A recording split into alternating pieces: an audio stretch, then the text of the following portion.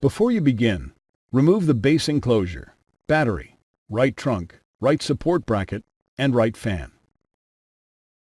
Removal.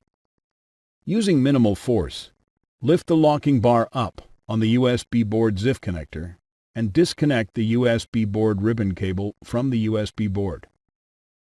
Lift the right edge of the USB board off of the alignment pins on the top cover. Slide the external connector out of the cutout and remove. Replacement. Tow the external connectors on the USB board into the cutouts in the top cover and lower it onto the alignment pins.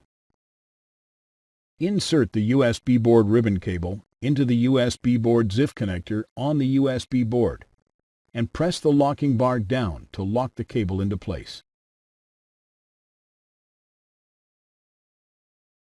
Thanks for watching.